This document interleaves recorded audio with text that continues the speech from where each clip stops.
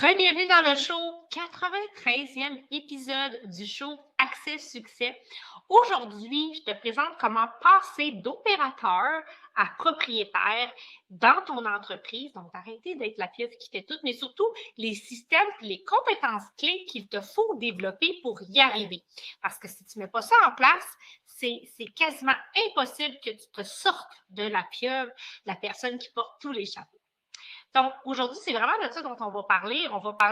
C'est vraiment un sujet qui va littéralement transformer ton entreprise, mais surtout ton quotidien d'entrepreneur, parce que je le sais que tu es débordé, je le sais que tu fais tout, puis je sais que tu es épuisé de faire tout ça. Donc, PDG, là, c'est pas l'acronyme pour pompier de garde, OK? C'est pas à ça que ça sert, puis je veux te donner les éléments aujourd'hui pour que tu comprennes bien comment tu peux changer, comment tu peux transformer ça. Donc, on va arrêter de porter tous les chapeaux parce que présentement, c'est toi le système dans ton entreprise. Quand tu fais toutes ces tâches-là, ça veut dire que tu n'es pas en mesure de scaler correctement parce que tu ne peux pas être partout en même temps. Donc, quand je dis que tu es partout en même temps, ça veut dire que tu es au cœur des opérations, tu réponds aux courriels de tes clients, tu cours après les paiements, tu fais la gestion administrative, tu fais peut-être même le service, tu donnes, tu le crées, tu le fais, puis ça fait qu'à la fin de la journée, tu es brûlé, tu es épuisé, puis ça te met à risque. Hein? Fait que l'idée, c'est que tu puisses lâcher les opérations. Évidemment, tu as une équipe pour t'aider, pour te supporter, puis ça, c'est une autre paire de manches. J'ai plein d'autres podcasts que tu peux aller écouter pour savoir comment bien déléguer, comment faire confiance à ton équipe, comment l'amener à ce qu'elle soit autonome. Mais entre-temps, il faut que tu te sortes de ce rôle-là de tout faire. Et donc, ça va te demander de la maîtrise, bien sûr, mais ta vraie job, c'est de jouer un rôle stratégique. Donc, c'est de devenir vraiment un véritable propriétaire d'entreprise. Et un propriétaire d'entreprise, la vraie définition d'un propriétaire d'entreprise, ça veut dire qu'il est capable de partir en vacances ou même s'absenter pendant plusieurs mois et son entreprise va fonctionner parfaitement sans lui. Elle va continuer à être rentable puis ça ne va pas arrêter. Donc, évidemment, on ne se rend pas là du jour au lendemain. Il y a des étapes. Et si présentement, tu es l'opérateur, avant de te rendre au stade de propriétaire, il va falloir que tu montes d'un cran, que tu deviennes peut-être le superviseur, le coordonnateur, mais la personne qui va gérer l'équipe. Éventuellement, tu vas pouvoir monter encore peut-être d'un autre cran ou devenir un petit peu plus le PDG. Tu vas être moins impliqué avec les opérations ou la supervision des opérations. Tu vas superviser les superviseurs qui gèrent les opérations. Puis éventuellement, tu pourras mettre un PDG en grande responsabilité de ta business si c'est ce à quoi tu aspires pour devenir un propriétaire. Donc, je le nomme parce que c'est un chemin, mais s'il faut le visualiser, c'est ça qu'on veut atteindre. Donc, il faut surtout que tu arrêtes présentement, rapidement, d'arrêter de bâtir tout autour de toi. Tu es un individu, tu es un humain, tu pourrais tomber malade demain matin et si tu n'as pas mis en place des systèmes solides et les compétences que ça te prend pour les mettre en place, c'est très, très, très fragile et précaire et tout pourrait tomber comme un château de cartes. Donc, tu ne veux pas ça, puis je ne veux pas ça pour toi non plus. Donc, c'est exactement ce qu'on va explorer ensemble aujourd'hui. Puis, je vais t'aider, je vais t'expliquer les 5 principaux systèmes que tu dois mettre en place, bien sûr, et les compétences clés que tu dois aller chercher, que tu dois aller développer. Mais, juste avant que je rentre dans le vif du sujet, laisse-moi me présenter si tu me découvres pour la première fois. Je m'appelle Karine Lavoie, je suis coach d'affaires, mentor et j'aide les entrepreneurs à développer des équipes performantes et à mettre en place des systèmes et des structures performantes. Exactement ce que je vais te parler aujourd'hui. Donc, si tu me découvres pour la première fois, abonne-toi à la chaîne, laisse-moi des commentaires, viens m'écrire. J'aime ça avoir vos feedbacks, puis j'aime ça savoir surtout si les sujets vous amènent de la valeur, puis s'il y a d'autres sujets que vous aimeriez que je développe pour vous, alors ça me fait plaisir de pouvoir le faire. Donc, juste avant que je te parle des 5 systèmes essentiels, pourquoi est-ce que c'est important d'avoir des systèmes? Je l'ai dit un petit peu en introduction, une entreprise, ça repose 100% sur toi. C'est une entreprise qui est fragile. Autrement dit, ça dépend de ton temps, de ton énergie et de ta santé. Et ça, là, c'est des ressources extrêmement précieuses qui t'appartiennent. Puis, on va être honnête, là, tu ne pourras pas continuer à rouler comme ça indéfiniment. Donc, c'est vraiment un rôle duquel tu veux te sortir, d'être l'opérateur principal. Et probablement que tu avais besoin de passer au début pour te rendre là, mais à un moment donné, tu vas te rendre compte que c'est juste brûlant, épuisant. Puis honnêtement, tu n'as pas décidé d'être entrepreneur pour vivre ça. Il n'y a personne là, qui veut vivre, qui va avoir une vie qui travaille 80, 100 heures par semaine. Ça n'a juste aucun bon sens. Donc, c'est le temps de faire des choix, c'est le temps de prendre des décisions, mais c'est surtout le temps de bâtir des systèmes. Un système, là, j'ai envie de vous faire une petite métaphore. Tout le monde a sûrement déjà vu le film Back to the Future, là, le premier qui est sorti. Petit au début du film, là, quand l'alarme sonne, puis là, il y a tout un système qui part là, avec des poulies, puis avec une rampe et tout ça pour ouvrir la canne du chien puis remplir le bol de nourriture. Ça, là, c'est un super exemple de système. Ça veut dire qu'il y a une séquence d'actions, il y a tous les éléments, puis je vais le décortiquer avec vous, qui sont en place, qui fait qu'au final, il y a un résultat. Le chien a sa moulée, même si la personne est pas là. Et je trouve que c'est un excellent exemple à vous donner.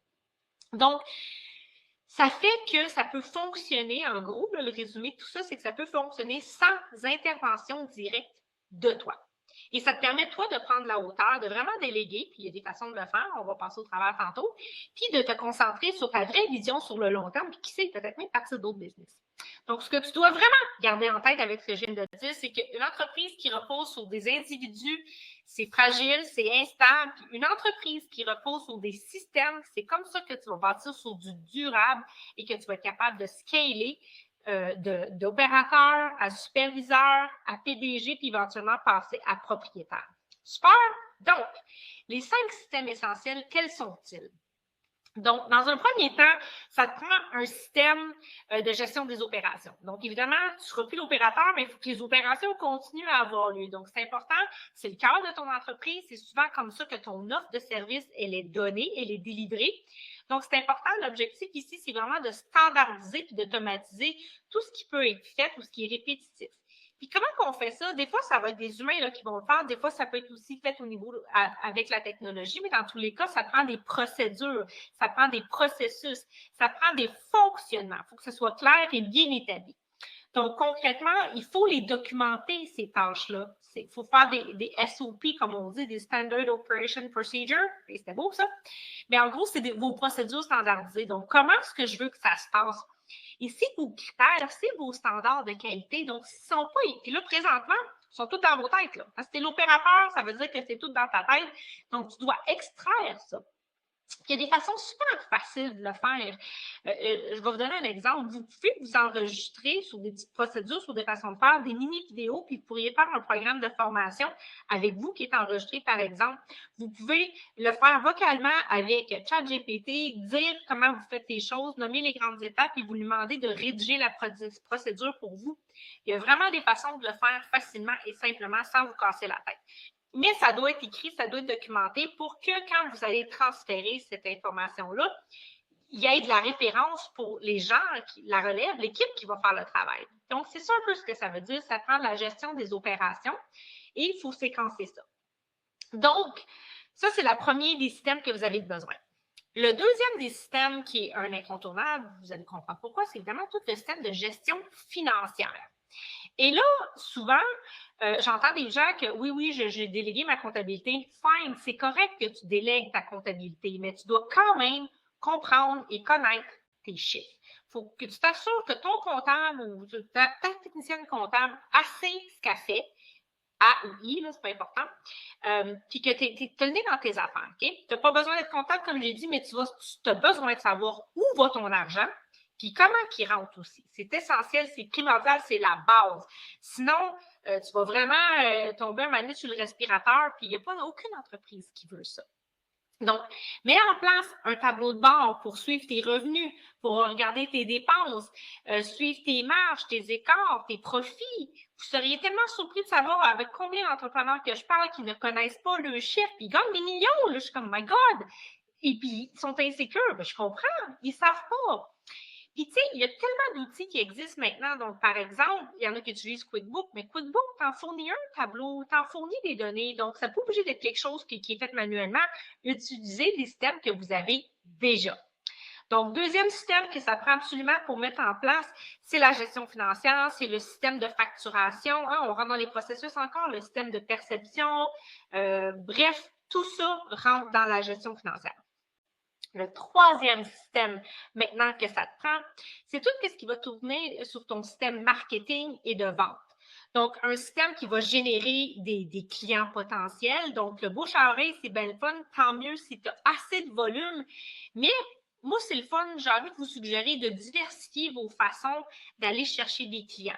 Vous dépendez des autres quand vous êtes du bouche à oreille. Donc, prenez un petit peu plus le lead de comment je peux aller chercher des prospects, des clients potentiels et vous assurer d'avoir des revenus constants, sans que vous êtes toujours constamment impliqué ou toujours sur le terrain à aller en chercher. Donc, il y a des façons, il y a différentes stratégies qui existent, mais c'est de créer un bon processus de vente qui est structuré et de voir comment est votre mode d'acquisition client et surtout de fidélisation, parce que tout ça, ce sont des façons différentes de faire entrer de l'argent dans votre entreprise. Donc, évidemment, quand on met en place des systèmes, ce type de structure-là, on veut aussi suivre, on veut tracker ce qu'on fait, on veut savoir si ça fonctionne. Donc, on veut peut-être, par exemple, mettre en place un CRM pour gérer les prospects ou voir avec une séquence courriel automatisée pour relancer des clients. Bref, il y a plein d'actions qui peuvent être mises en place. Mais le marketing, les ventes, c'est par là que va arriver l'argent dans votre entreprise. Donc, c'est non négociable. Ce système-là doit être établi. Encore une fois, vous pouvez choisir de le déléguer, vous pouvez choisir de faire affaire avec des agences. Ceci dit, ça vous prend des stratégies. Vous devez quand même suivre ce qui va se faire. C'est pas vous qui le faites, mais vous devez mettre ça en place. Sinon, vous le mettez à l'interne ou vous le déléguez. Maintenant, le quatrième système, celui-là, selon moi, il est aussi comme ça fait passer le sang qui coule dans vos veines. J'ai envie de dire ça. C'est toute votre gestion d'équipe. Donc, on s'entend, si tu veux grandir, ça va te prendre une équipe. Un moment donné, there's so much you can do. Si tu restes seul à te faire, ça te prend des bras. Ça te prend des bras qui rapportent de l'argent, donc des employés qui se payent, parce que ça veut dire qu'ils sont assez efficaces pour qu'ils couvrent en termes de revenus l'équivalent de leur salaire et plus. Mais pour que ça fonctionne, ça te prend des systèmes en place. Donc, un processus de recrutement qui est clair. Il faut que tu ailles chercher les bons candidats. Et mon Dieu, je pourrais en parler pendant des heures. D'ailleurs, je vous en parle dans plein d'autres podcasts. Un bon guide d'intégration, tout se joue dès le départ. Avant, puis les 3 premiers mois, là, le gros de la job se passe là. Donc, chaque nouvelle personne, il faut qu'elle comprenne son rôle rapidement. Et ça, c'est votre job si vous avez mis en place les autres systèmes, donc les procédures, les SOP, vos standards sont comme tellement clairs que ça va être facile de partager et de dire quelles sont vos attentes et comment vous voulez qu'ils fassent ce travail. Puis surtout, ça prend des routines. Ah, ça, c'est comme la clé. Et c'est ça que vous allez avoir établi avec vos systèmes, c'est des routines de travail, des flots de travail pour maintenir une bonne communication, puis aussi une bonne culture d'équipe. Donc, ça, c'est le travail que vous devez faire et que vous devez mettre en place. Puis une fois que c'est fait, c'est pas si compliqué. Là. On répète, on peaufine, on améliore. Mais bien souvent, c'est pas fait, c'est un peu chaotique parce qu'on essaie de faire ça au travers de « je suis l'opérateur », puis on y arrive juste pas. Cinquièmement, hey, en passant, si tu aimes ce que je viens de dire, s'il te plaît, fais-moi un j'aime, abonne-toi, ça m'encourage à continuer à te donner du contenu de valeur encore comme ça. Le 5e système que je vais te partager aujourd'hui, c'est la gestion du service client.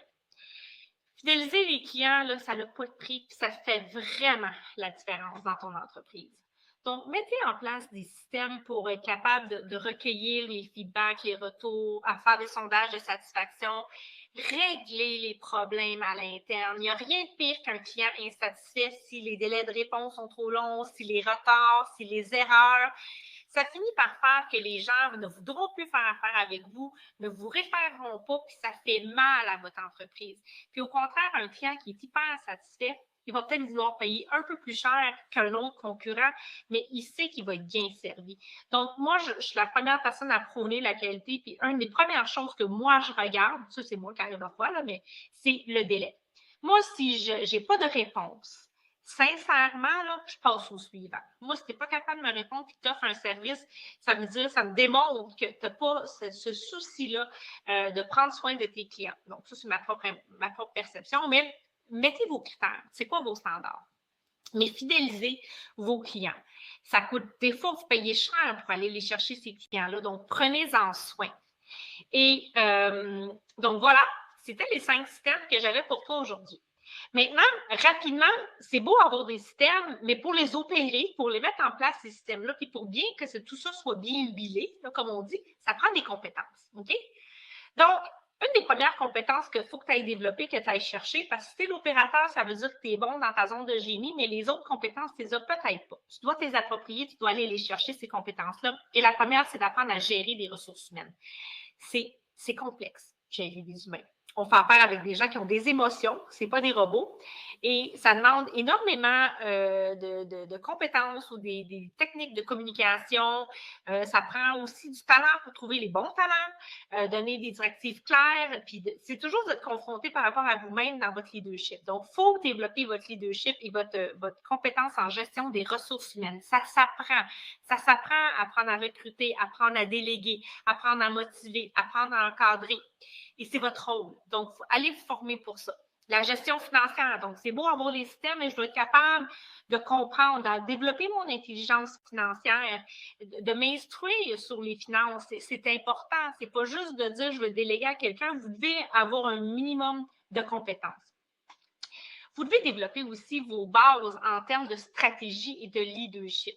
Donc, ça prend de la vision. C'est ça votre job principal, en fait, c'est d'être visionnaire et de penser un pas, deux pas avant les gens qui sont en train de le faire. Donc, qu'est-ce que je peux optimiser? Où est-ce que je peux amener mon entreprise? Qu'est-ce que ça me prend présentement pour me rendre là? Qu'est-ce que j'ai besoin de déployer? Comment est-ce que je peux soutenir, former mon équipe pour l'atteindre, cette vision-là? Donc, vous avez toujours une couple de pas d'avance sur les gens qui font le travail. Et si vous êtes les deux pieds dans l'action comme opérateur, vous n'êtes pas capable d'avoir cette perspective-là. Donc, c'est un petit peu ça que ça prend comme compétence, donc de développer vos bases stratégiques et votre sens du leadership. Puis enfin, la communication. La communication, c'est la clé de tout, mais de tout. Pour la vente, pour la fidélisation, pour la gestion de vos employés, ça demande de l'agilité, de l'adaptation, de la flexibilité, de la façon de s'exprimer. Ça va vous confronter des fois dans vos valeurs les plus profondes, dans ce que vous vivez, dans qui vous êtes, dans votre niveau d'aisance à dire, à faire des choses auprès d'autres individus. Donc, les compétences en communication, moi, je pense que c'est comme un work pour le lifetime. Là, c'est comme on a toujours besoin d'améliorer, de développer ses compétences en communication. Alors, c'est ce que j'avais pour toi aujourd'hui. Donc, les 5 systèmes essentiels, c'est pas banal ce que je te dis, ça paraît comme grossier, ça paraît facile, mais beaucoup d'entreprises n'ont pas mis ces choses-là en place. Et c'est ça qui fait qu'ils restent pris comme dans le mode opérateur.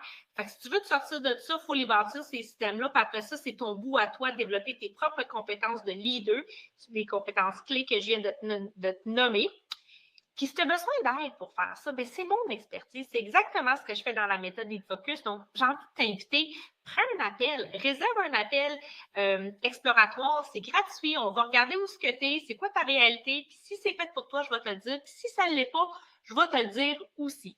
Sur ça, je te dis un énorme merci d'avoir été là. On se retrouve la semaine prochaine pour un nouvel épisode du show Accès Succès.